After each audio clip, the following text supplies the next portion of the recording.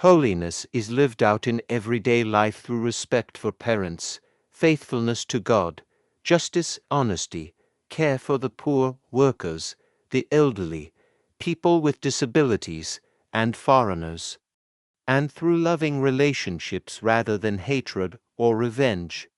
The chapter clearly links worship to daily conduct by calling believers to reflect God's character and how they treat others, summarized by these key words from the passage. A holy life is shown not only by prayer and worship, but by living with love, fairness, integrity, compassion, and respect toward everyone, every day. God speaking to Moses and calling his people to reject idol worship and false spiritual practices, to respect family and community responsibilities, and to avoid behaviors that corrupt and destroy both individuals and society, reminding them that tolerating serious wrongdoing brings consequences and separates them from God's presence. Throughout the chapter, the Lord emphasizes that Israel must live differently from the surrounding nations because He has chosen them and set them apart, and the central message for believers is clear.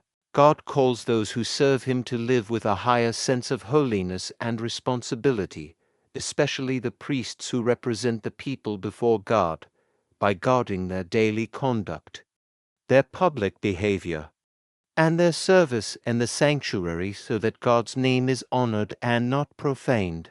The chapter shows that the high priest carries even greater responsibility, while also affirming that priests who cannot perform certain sacred duties are still valued and cared for, reminding us that holiness is not about human perfection but about belonging to God.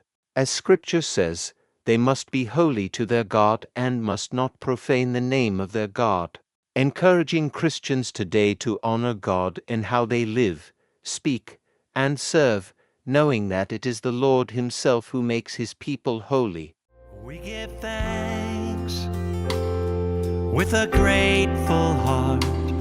Give thanks to the Holy One. Give thanks because He's given Jesus Christ, His Son.